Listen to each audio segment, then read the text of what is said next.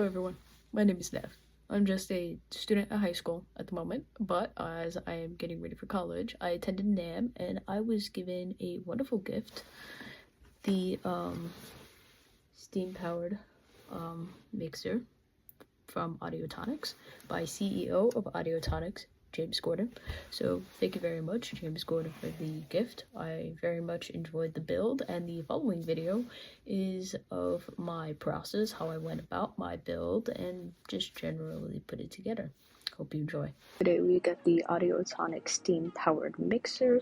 This is just a little unboxing and putting together of the Steam Powered Mixer. We've got our manual and just starting to put together these panels. They all have really good labeling on them, which really helps with attaching pieces and things of the sort.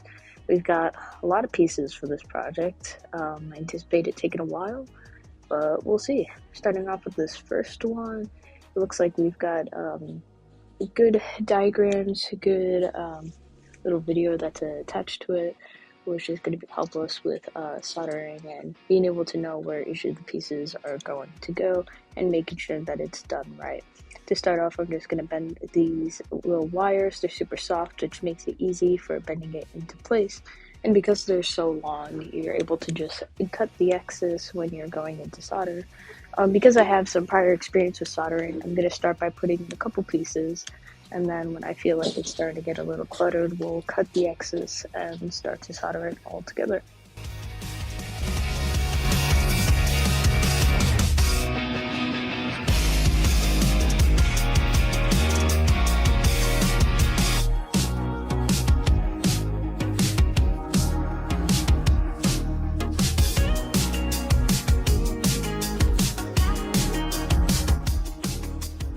What I also really like is the letter and number labels, which you can also kind of see on the panels, which help with the exact placement of the pieces, because there's so many and it's obviously a pretty small board, so you want to make sure that each thing is precise, along with the coloring on each piece, which helps signify the specifics, especially because a lot of them look incredibly similar.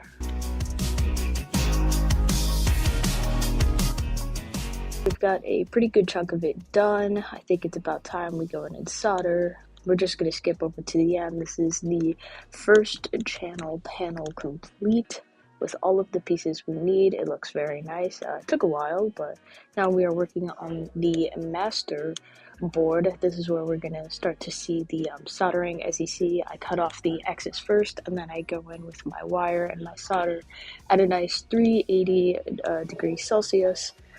We're just gonna go in and solder everything, make sure we've got a good solder. They have examples of good solders and bad solders on the manual and in the videos, which is very nice. Gotta make sure that everything is precise and that it stays in good, because this is such a delicate project.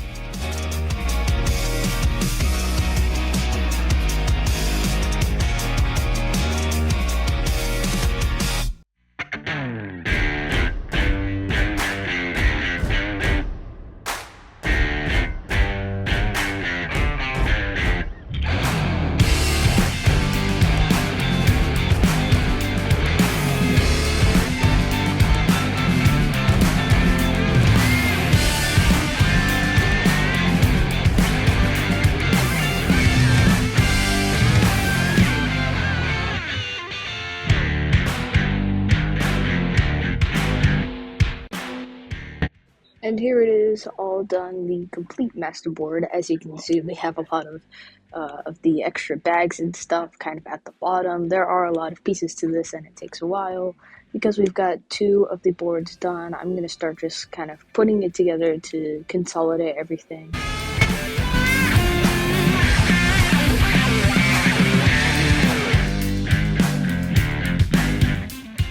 We can start attaching some of the other stuff. We have the slider that's going in now. Gonna figure out what we need for that. We've got a lot of little screws and stuff. It's important that you don't lose any of these screws. Now we are attaching the channel 1, which was our first little plate that we made. We are gonna have to make a second one of that, which have not done yet, but we'll complete that momentarily.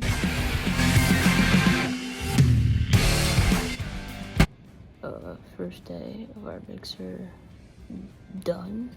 I spent about 7 hours today.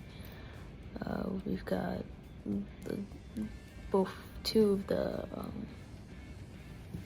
plate thingies inside done and started putting together the main box, and we've got a good chunk of the next one complete.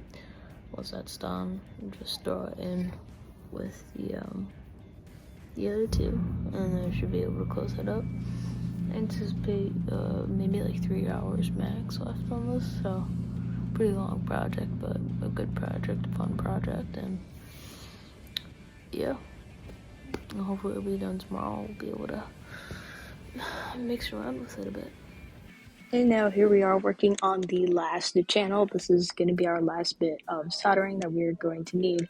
The building of the plates for the channels and the master panel definitely took the longest, because there's so many pieces. Each one of those little pieces that go in requires at least 2 solders, one on each side, but some of the pieces have multiple solders, so it can definitely get time consuming, but definitely worth it.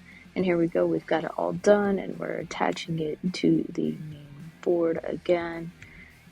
These are the only panels that we need, so now it's just about building everything and putting it all together. We've got these nice little clear panels that are good just to, see what's going on inside, and it looks beautiful in the end. I've got to say, being able to see one side soldered and one side with all the technology and such, it just looks amazing. And now we just put our caps on and everything should be done.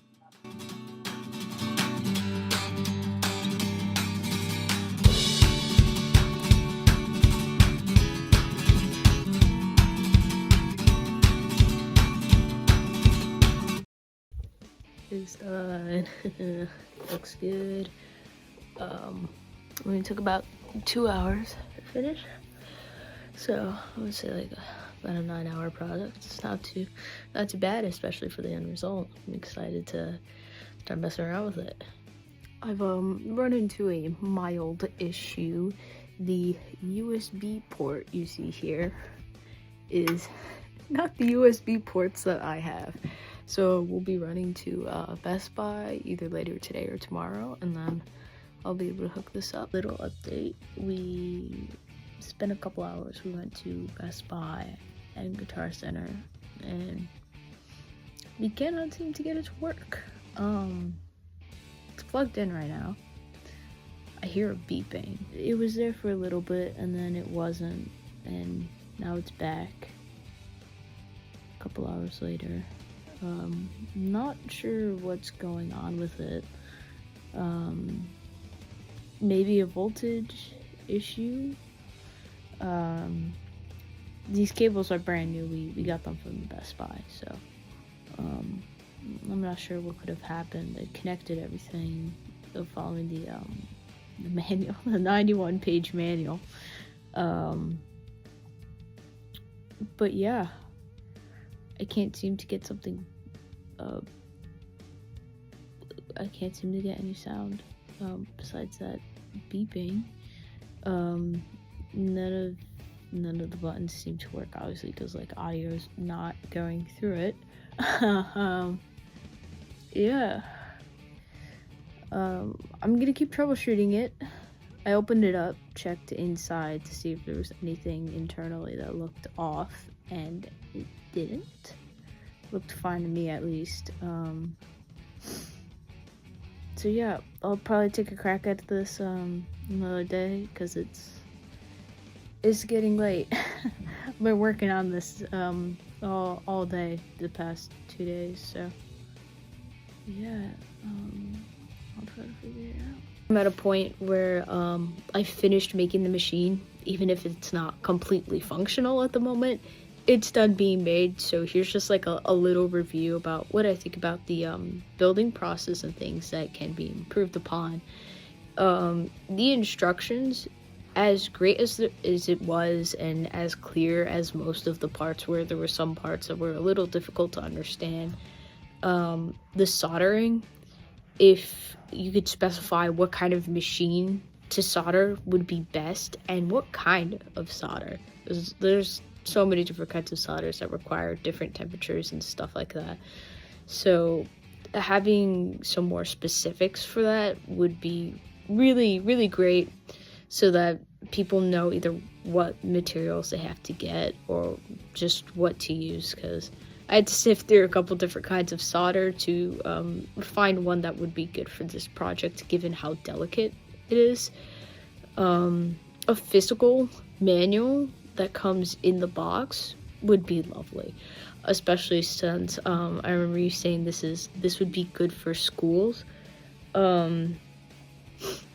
Making it so that especially like 12-13-year-olds don't have to use their phone while doing this would be great. So what I did is I pulled up the manual on my computer, but if I wanted to watch any of the videos, I also had to scan the QR code on a different device. So I was using my phone and my computer just to see the video.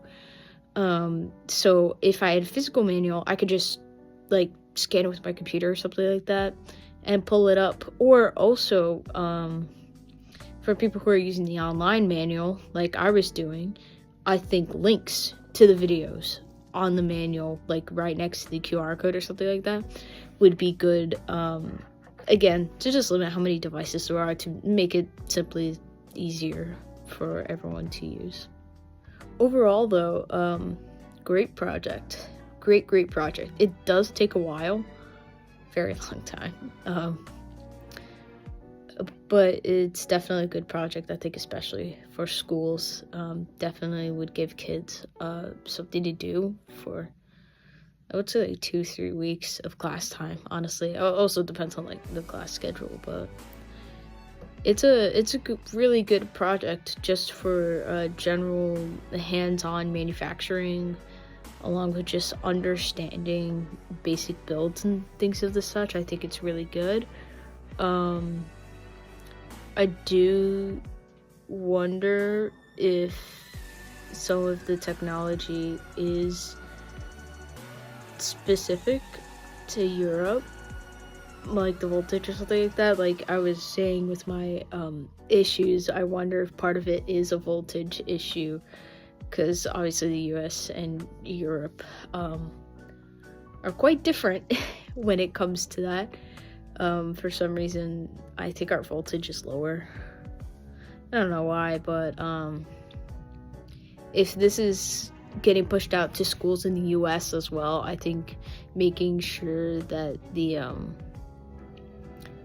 I would say the instructions and the device itself works with the US and all that stuff. I know when it came to the soldering, when the soldering video was mentioning the temperature, it was in Celsius. A lot of our stuff here is in degrees, so if someone has a machine that's in degrees, obviously they're going to be confused if they see Celsius. I was fine. Thankfully, mine was also in Celsius.